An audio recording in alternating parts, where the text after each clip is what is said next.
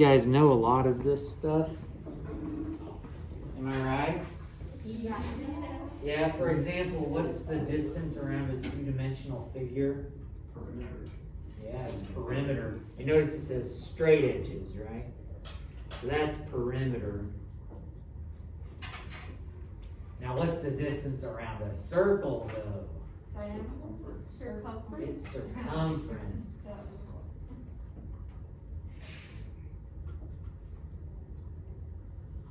And by the way, we will look at some shapes that are partly polygons, partly like half circles, semicircles, and things like that. And when you have a mixture of both, you do call it perimeter. Circumference is reserved just for a circle by itself. And then what's the space inside a two-dimensional figure called? It's area. And notice it's the surface that is covered by that object. And notice it's measured in square units. So perimeter and circumference are measured in just plain old units, linear units. But area is square units. Are you guys comfortable with that? Yep. Okay, let's start with this rectangle here. You're going to be responsible for knowing that to find the area of a rectangle, you're going to have to multiply what two things together? Length times width. Length times width. That'll get you the area of the rectangle. You'll also, and by the way, I think this is silly. Perimeter is just all the sides added up, isn't it? Mm-hmm. Do you really need a formula for that?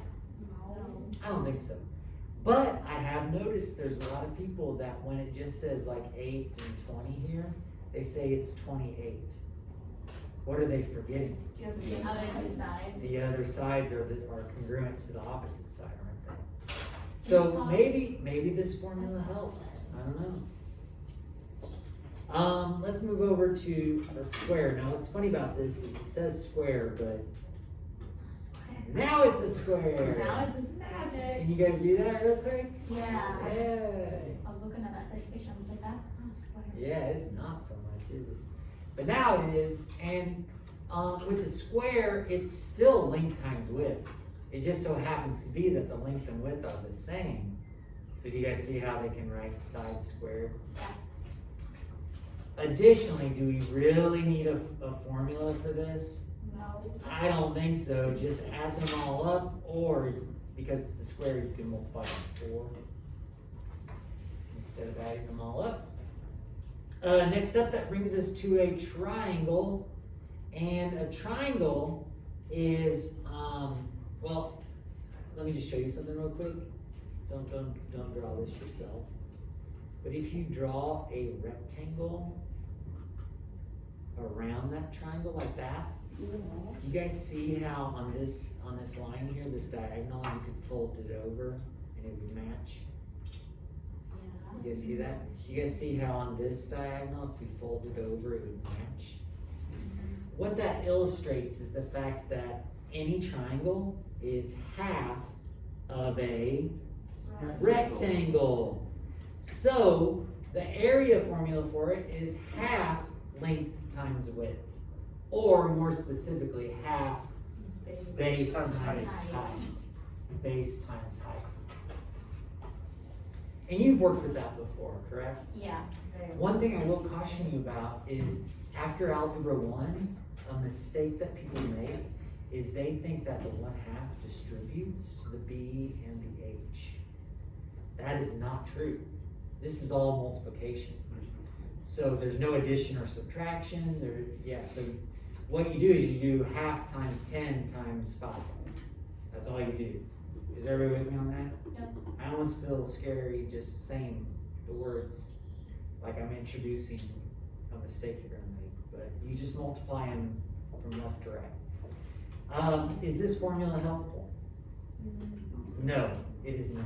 It is not. Okay, and then for a circle's kind of weird because, well, it's got, what's this number in it?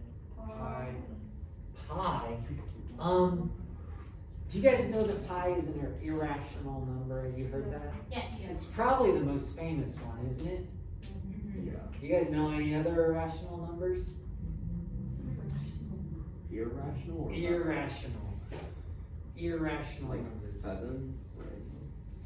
Seven's good. Seven's good. Oh. So, to be irrational, you cannot write it as a fraction. Oh. So 7, we can write 7 over 1. 1. Yeah. But you know what is irrational? Square root of 7. Square root of 7 is irrational. It turns out, believe it or not, ladies and gentlemen, there are as many irrational numbers as rational numbers. Wow. But we just so happen to only know pi. Isn't that weird? They're infinite numbers. Highs That don't makes make sense. sense. Like, Yeah. There's infinite numbers. But you also can't write Understand? infinite as a fraction. So, I want to make you think a little bit. I just said that pi is irrational because you can't write it as a fraction, but I want to point something out here. If I were to get pi by itself, what would I do to get rid of that d? Divide by it, and suddenly, wait a second, pi is equal to circumference over Wait. diameter. Minute. That's a fraction. How does that make sense? That's illegal. What is going on? What is going on with that? Yeah. Pi can be used in a lot of scenarios, so like that isn't just, that's only one form of pi, right? And it's with variables in it, so. Well, I think the variable thing I agree with, but pi comes from this right here. It comes from circumference of any circle divided by the diameter of any circle. That is where pi comes from. End of story.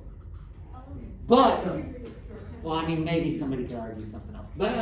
But here's the thing. Why is it that pi is irrational, but all you got to do is write it as a fraction right here? The deal is, you think you know the circumference, you try to measure it of a circle, and you find out that you're never going to get an accurate circumference. Also, you're never going to quite get an accurate diameter. Diameter is a little bit easier to approximate, but you're for sure never going to get an exact circumference. And the reason why is because there's no such thing as a perfect circle. Oh my that's god. right. There is no such What about that thing as clock? it's not a perfect circle. Because what would happen is, it looks good, doesn't it? I mean, it looks like a perfect circle. But what would happen is you're like, ooh, beautiful clock. Beautiful clock. But then you zoom in with like a microscope. You zoom in on this little area. You zoom in on it. You amplify it. And guess what the edges of the clock look like? Bumps. Bumps. So you realize that that clock, which appeared to be a perfect circle, is not a perfect circle. So maybe you're like, well, you know what? I'm going to go in with like some fine sandpaper, and I'm just going to buff that out. Wouldn't it just make more bumps? I'm going to buff it out. So you're like, all right, I'm going to buff this out and make it real smooth now. Real smooth. But then, guess what you can do? You can get a more high-powered magnifying, microscope, an electron microscope, and you zoom in, and guess what? It's so rough. More bumps. It's more bumps. And you can do this to infinity, and that's why pi goes on forever. Because it's trying to get a more perfect circle, but are you ever going to get a perfect circle? No. Never. Never. All right. We're like humans. We're not. Well, are you guys familiar with these formulas? Sort of. Okay. Are you guys with me here on this? Yes. These formulas are voted for circumference. Why is there two of them? Because 2 pi, because radius is Yeah. half of diameter. Yeah. Radius is half the diameter. So yeah, there's a relationship between radius and diameter. Yeah. So it's kind of strange because to me it's kind of like if this is pi d, why don't we call this one pi 2r? You know what I mean? But for some reason they put the 2 out front. I don't know, it's kind of silly. Do you have to know both of these? Not really, Not because they're really. interchangeable. Yep, because if they give you the radius, you can double it to get diameter. If they give you diameter, you can cut it in half to get radius. Yep. So, and then also the area of the circle is pi r squared. And I just want to focus in on the fact that it's only the radius that gets squared. You guys good with that?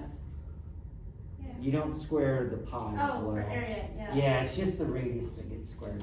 Okay, would you guys try example 1, but actually, before you do it, does it bother anybody that the 9 feet is Yeah, bigger it does. side? It does bother me. If it bothers you, go ahead and just fix it real quick. Cool.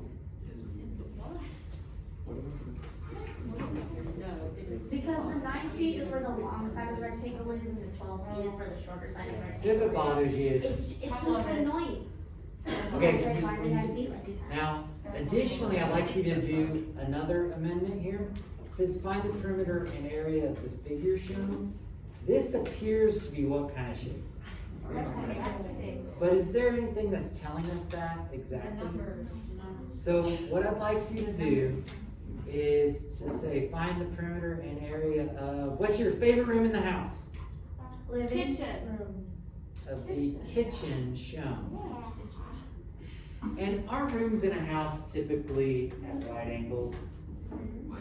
Typically, not always, but typically they're at kind of right angles. So go ahead and try to figure out the perimeter and area of this before we get out of here. Yeah.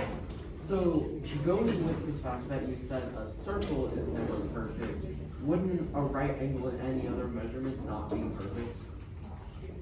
Well, the thing of it is that when you're measuring angles, you're going essentially from one point to another point and measuring how open that is. And so you just gotta pick a point, and you can be very accurate with that. Very accurate. Yeah.